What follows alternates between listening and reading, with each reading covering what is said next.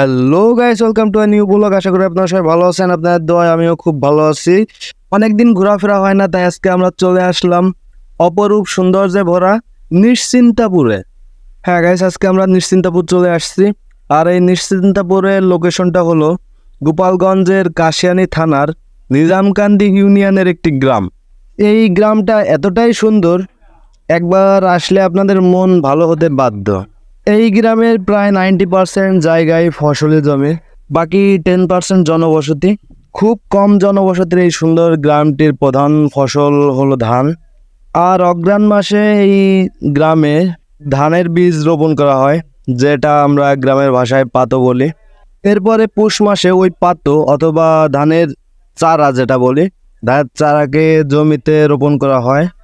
পৌষ মাসে চারাটা রোপণ করার পরে এই গ্রামের চাষিরা প্রায় 3 থেকে 3.5 মাস ধানের চারাটার খুব যত্ন নেয়। তারপর বৈশাখ মাসে সোনালি ফসলগুলো বেরিয়ে আসে। এরপর চাষিরা মনের আনন্দে সেই ফসলগুলো কেটে নিয়ে চলে যায়।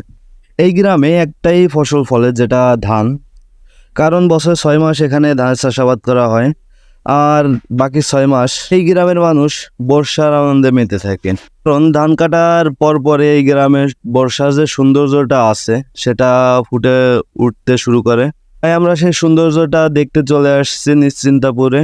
তাহলে চলেন বর্ষার যে সৌন্দর্যটা আছে সেটা আমরা দেখতে থাকি আর আপনাদেরও দেখাতে থাকি। ইচ্ছা ছিল আরও আগে আসার, বর্ষা যখন এই গ্রামে শুরু হয় তখনই আসার ইচ্ছা ছিল, কিন্তু সময়ের অভাবে আসতে পারি নাই। শেষে সময়টা বের করে চলে আসলাম। এখানে আমার সাথে আরো 2 জন আসছে, যার মধ্যে একজন আমার ভাগিনা, যাকে আপনারা আমার আগের ভিডিওতেও দেখছেন, আর একজন আমার কাকা হয়। এখানে এসে মনটা এতটাই ভালো হয়ে গেছে যেটা আপনাদের বোঝাতে পারবো না। আর এখানে আসার পর এরা বলতেছে আমি নাকি আমার বাইকের পিছনের চাকাটা এখানে ঘুরাইতে পারবো না, তাই ওদের সাথে একটা চ্যালেঞ্জ নিচ্ছি। পারে ওদের পারে ভাই, আমি হলো প্রফেশনাল, আমি বললাম না ওদের পারে। আরে জীবন হবে না, পাগল নাকি?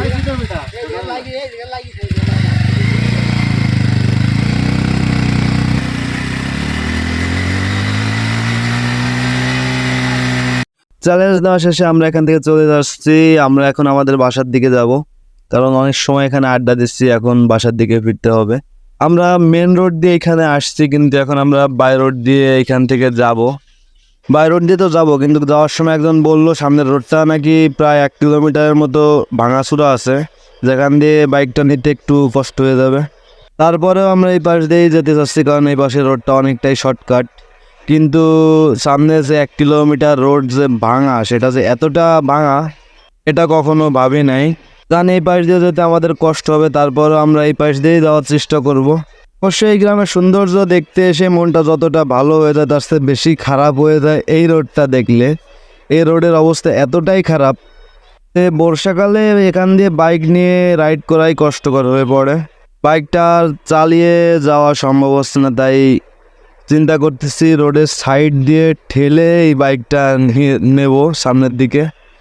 আমি তো আসি, আর পিছনে আমার কাকাও, মোট কথা সেও বাইক ধাক্কাধাক্কি নিয়ে ব্যস্ত আছে। মোটামুটি অনেকটাই কষ্ট আছে এখান দিয়ে বাইকটা নিয়ে যেতে। আমাদের অবশ্য পিছন দিয়েই যাওয়া উচিত ছিল। আর আসার সময় একজন আমাদের অবশ্য বলছিল যে ভাই এখান দিয়ে যেও না, এখান দিয়ে গেলে একটু কষ্ট হবে বাইক নিয়ে যেতে, কিন্তু তারপরও অনেকটাই শর্টকাট এই পাশ দিয়ে, তাই এই পাশ দিয়ে যাওয়ার জন্য চলে আসছি। মোট কথা হাইওয়েতে না গিয়ে যদি আমরা বাই রোড দিয়ে যাই তাহলে আমাদের প্রায় 5-7 কিলো পথ কমে যাবে আমার জন্য, তাই আর কি এই পাশ দিয়ে যাওয়া। কিন্তু এই 5-7 কিলো পথ কমানোর জন্য যে আমাদের এতটা কষ্ট করতে হবে এটা কখনো ভাবি নেই। কেয়ার করা, যেহেতু চলে আসছি সামনের দিকে তো যেতেই হবে। দেখি সামনে আর কি অপেক্ষা করতেছে আমাদের জন্য। তাহলে চলেন সামনের দিকে এগোতে থাকি। এন্ড পড়া ঠিক ভিডিও দাঁড়ান, পড়বে ঠিক ভিডিওর বউ পড়বে না, বুঝিস না কেন পড়বে না পড়বে।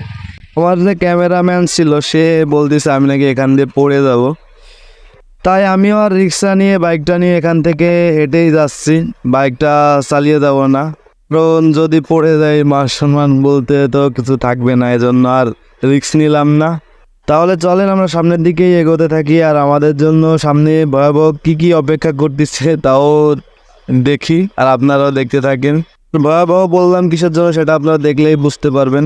আমি আগে থেকেই জানি যে সামনে দুটা ব্রিজ আছে, আর ব্রিজটা খুবই বিপজ্জনক। দেখেন কতটা খাড়ি ব্রিজটা, উঠতে অনেকটাই কষ্ট হয়েছে, সামনে নামতে গেলেও ততটাই কষ্ট হবে। এটা তো কিছুই না, সামনে আরও খারাপ অবস্থা ব্রিজের। আমি চিন্তা করতেছি যে সামনের ব্রিজের গোড়ায় যেন কোনো কাদামাটি না থাকে, কারণ কাদামাটি যদি থাকে সামনের ব্রিজের গোড়ায় তাইলে তো যত দূর সামনে আসছি তত দূরই পিছন যাওয়া লাগবে। আর আল্লাহ রহমতে সামনের ব্রিজের গোড়ায় কোনো কাদামাটি ছিল না, আর আমার উঠতেও একটু কষ্ট হয়ে গেছিলো। এখন আমরা নামতেছি। দেখেন কতটা বিপজ্জনক একটা জায়গা। এখান দিয়ে অবশ্য বর্ষাকালে বাইক নিয়ে আসাটাই বিপজ্জনক। তো গাইস, সৌন্দর্য উপভোগ করার পরে বাসার দিকে যাওয়ার জন্য অনেকটাই কষ্ট স্বীকার করে নেওয়া লাগছে, কারণ রোডের যে অবস্থা তো দেখতেই পেলেন। আর সামনে এখানে আবার ঠিকঠাক এই প্রায় 1 কিলোমিটারে একটু সমস্যা ছিল, এছাড়া কোনো তেমন একটা সমস্যা ছিল না। তো গাইস, সবশেষে একটাই কথা বলবো যে নিশ্চিন্তাপুর আসলে অনেক সুন্দর একটি জায়গা, যেখানে আসলে আপনাদের মন ভালো হতে বাধ্য। তো আজকের ব্লগটা এ পর্যন্তই। সবাই ভালো থাকবেন, সুস্থ থাকবেন। আর আমার পরবর্তী ব্লগ ভিডিও দেখার আমন্ত্রণ জানিয়ে এখানেই শেষ করছি। আল্লাহ হাফেজ।